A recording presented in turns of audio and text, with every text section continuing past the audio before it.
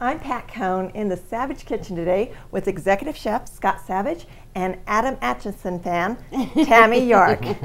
If you have just a bit of beef tenderloin in your refrigerator and you're wondering what to do with it, today Chef Savage is going to show us how to make beautiful mini beef Wellingtons in a flaky puff pastry with button mushrooms and veal demi sauce.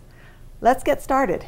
Okay, but this really doesn't have to be your tenderloin either. It's kind of, you could make this out of anything that you've got kind of laying around beef-wise. If you had some top tenderloin, even hamburger, you could kind of fool some people with, because by the time it's all said and done, they won't really know. Flavor-wise, people might be able to pick it out, but all right, basically what we're going to do is we got our saute pan here. Yeah, Tammy and Pat, watch out. We're going to get a little bit of oil in there. And then Tammy, if you would, throw your onion in there. Hear them sizzle. Let's get some mushrooms in there. The demi we're going to hold off on, Pat. Okay. We'll put that in a little bit. Yeah, let's turn our heat up a little bit here. And actually now I'm going to go in. I'm going to put, this is a little much, little bit of meat in there. What I've done is I've taken the scraps of our tenderloin and I've kind of chopped them up. You see there's fairly small pieces in there. What you're going to want to do, and it's okay to cook all these together. It's like some people may say, oh, you have to do the mushrooms first or the onions are going to take longer. And with this one, it doesn't really matter. Get them all in there. Cook them all at the same time, because what's going to happen is you're going to infuse some of this meat flavor into your mushrooms, and the mushrooms are going to infuse into the beef, and it's all going to just kind of melt together for you. So, trying to keep it off the bottom. And then once again, and then you got to think is this is also going to cook in your oven inside that puff pastry again too.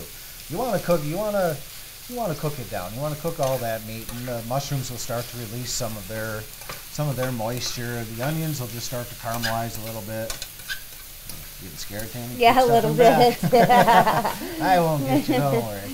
Now, using the tenderloin as opposed to, let's say, ground beef, there is less fat here. So, what will that make a big difference? Yeah, actually, if you because if you're using a hamburger, there's like a fatty hamburger or something like that, you can see there's not really any grease in there. That will leave that grease, and you don't want that in there because it will soak into your puff pastry and you'll taste it later. So what you can do is drain it out. Drain it out. If you have a colander or something or a china cap, drain it out and then throw it back into your pan and then go in with the veal jus.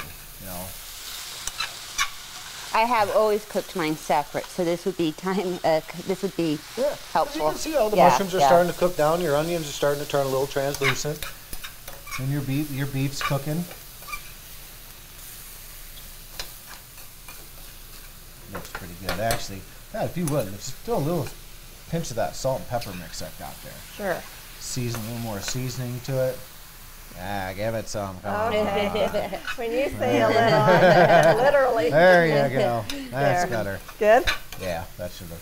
So you can see now we're getting pretty good. Like I said, you do see a little moisture. That's from the moisture cooking out mostly of your mushrooms. Your mushrooms like to release a lot of moisture. So we're almost to the point to where we can go in with the veal jus now. Like I say, you can see the beef's pretty much cooked. Mushrooms are cooking down. The onions are a little translucent, so go ahead, Pat, pour in our veal jus. You want the whole thing? Yeah, pour it all in there. Okay. You need some moisture in there because you don't want it to dry out. So. Now, you don't have to use veal demi here, right? No, I use veal demi here, but you can go to the store and buy a brown sauce, gravy mix, one of your favorites that you've used before, or even like an au jus mix you could put into this. That's where you have your freedom of what you would like to put in there, or if you want to, you could leave it out. I mean, like I said, then you just have a nice beef and mushroom and onion. But I think adding in that brown sauce or our veal jus it's gonna give that a little more bite, a little more flavor. And I think you need that for the holidays. Sure. This is a great appetizer, and I think you need as much flavor as you can possibly have for the holidays, particularly. Yeah. All right, basically you're pretty much done right there. What I would normally do now is take a food processor, or even if you have like a bench knife or a pastry scraper, you could chop these mushrooms up a little bit, but you could also just use it straight like this. Let it cool down and go and get your puff pastry. So what we're going to do is, Pat, if you will, I'm going to turn this off and pull this off to the side. I've already got some done and ready to go. It's already cooled down, so we can actually go ahead and use it. We've got some puff pastry right next to you too, Pat. This is a magic kitchen. Yeah. This is where you get to have a little bit of fun, and make this yours. Make them half moons, make them crescents, make them. We're just going to do squares, or if somebody wants to get creative, you can make something else. But we've also got our egg wash, we have our pastry brush, and we have a little Tione to do this. So actually, let's lay those out. We'll all do one. Actually, I'll take one for over here. What I like to do with this puff pastry is, like I said, we've got our squares. I'm going to actually egg wash the top side. So what I'm going to do is I'm just going to do half of this. I like the egg wash to get on there to start to, kind of bind with the puff pastry. So if you guys Chef, is this rolled out? No, Or I it's didn't not roll this rolled out at all. Okay. But you can if you need to stretch it. Because basically what's going to happen is I cut these all down. But if you had your 18 by 24 piece, you might want to roll it out a little bit because you're going to need a little extra when you flip it over to put the top on it, basically. Instead of using my fingers, let's go. I'm just going to go ahead and get into some here and put it down. Just put it in the center of your puff pastry. You can put a decent amount in there because basically, you can go ahead, Tammy. How many of these little beef Wellingtons will this recipe make? With the 2 pieces of puff pastry, you can get 24 of these little guys. Oh. Well, these are a little big for show purposes, but yeah, There with you your go. two sheets of puff pastry, you should be able to get 24.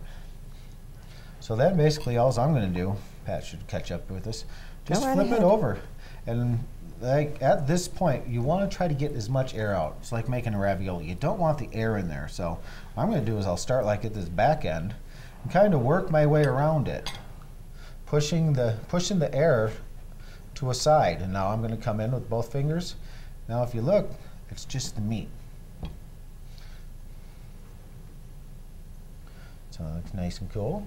Like I said, if you don't have, you could use a Tione. These are called little Tiones. You could use this. This one's going to be a little small for how much we made, but basically you could just punch it out.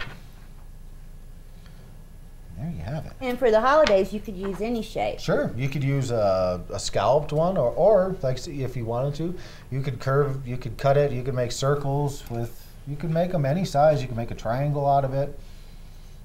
There you go. I'll have Pat do hers, and I made mine a little skimpy here. look at that though. That's nice. That's a nice little appetizer right there. And if you see, all the sides did seal up. Well, actually that one didn't. And if they didn't, you just kind of pinch them a little bit. With the egg wash, it should hold.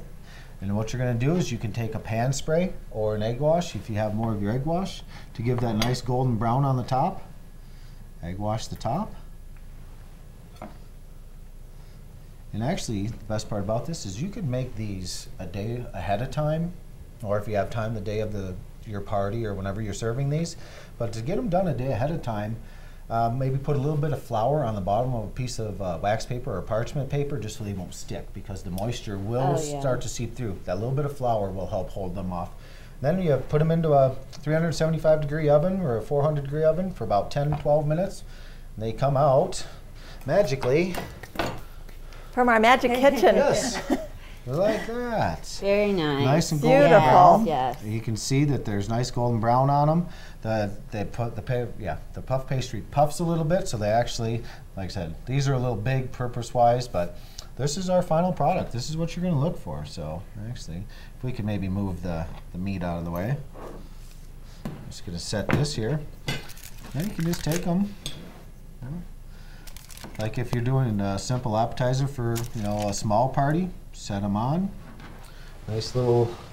And you don't even need a sauce with this, do you, or do no, you? No, you don't necessarily, but Would you taste should better. have a little bit of you should have a little bit of your brown sauce probably left over from when you make that. So what you could do is just around the plate a little bit. That makes a nice finger food. Finger food, yeah. Finger And it appetizer. looks very Yes. elegant, Yes, too. it does. And there you Very have it. fancy. Very little mini beef Wellingtons. Very good. Nice simple little appetizer for the holiday season.